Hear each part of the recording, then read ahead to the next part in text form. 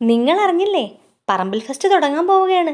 ജനുവരി 26 മുതൽ ഫെബ്രുവരി 2 വരെ. അതെയോ?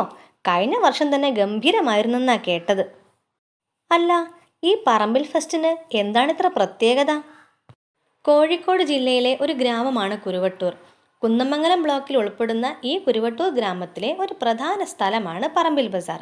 ഈ ഗ്രാമം കലയെയും കായിക വിനോദങ്ങളെയും ഒരുപോലെ പ്രോത്സാഹിപ്പിക്കുന്നുണ്ട്.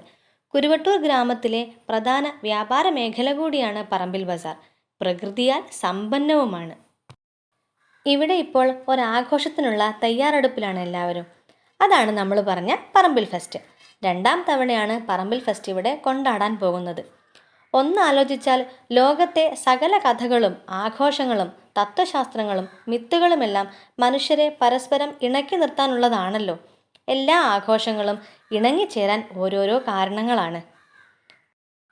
പറമ്പിൽ ദേശത്ത് ജനിക്കുന്ന ഓരോ കുഞ്ഞിനും വേണ്ടി ഈ ദേശം പരിസരമൊരുക്കി കാത്തിരിക്കുകയാണ്.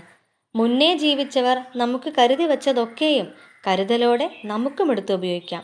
ഇത്തിരി വരും തലമുറയ്ക്കായി കാത്തുവെക്കാം, മുൻഗാമികൾ നമുക്കായി കാത്തുവച്ചതുപോലെ. ഇതാണ് നേരത്തെ പറഞ്ഞ കഥ, ഒരുമയുടെ ദേശപ്പെരുമയുടെ കഥ.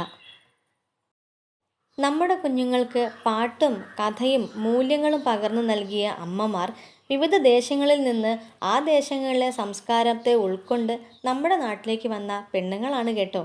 അങ്ങനെ മറ്റു ദേശങ്ങളുടെ മൂല്യങ്ങൾ അവർ നമ്മുടേതാക്കി മാറ്റി. ഇവിടുത്തെ മൂല്യങ്ങൾ നമ്മളും കൊടുത്തുവിട്ടിട്ടുണ്ട്. എങ്ങനെയാണെന്നല്ലേ?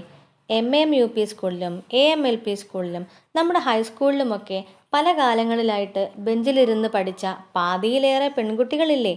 അവർ നമ്മുടെ നാടിൻ്റെ കഥകളും പാട്ടുകളും സംസ്കാരവും രുചിയും നന്മയും കൊണ്ട് പല പല നാടുകളിലേക്കായി പോയവരാണല്ലോ. പറമ്പിൽ ദേശം അങ്ങനെ എല്ലായിടത്തും നിറയുകയാണ്, പല ദേശങ്ങളിലൂടെ ഒഴുകുന്നൊരു പുഴ പോലെ.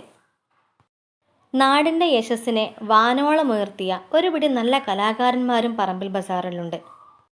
അതിൽ പ്രധാനിയായിരുന്നു നാടകകൃത്തും തിരക്കഥാകൃത്തുമായ സ്വന്തം നാട്ടുകാരനായ ശാന്തകുമാർ സാർ. അദ്ദേഹത്തെയൊക്കെ ഓർക്കാതെ ഒരു പരിപാടിയും ഇവിടെ കടന്നു പോകാറില്ല. നാടിനെയും നാട്ടുകാരെയുമൊക്കെ സ്നേഹിക്കുന്നതോടൊപ്പം അവർക്കുള്ളിലെ കലകളെ കണ്ടെത്തി അതിനെ പ്രോത്സാഹിപ്പിക്കുവാനും ഒട്ടും മടി കാണിക്കാത്ത നാട്ടുകാരാണ് നമ്മുടെ പറമ്പിൽ ബസാറുകാർ.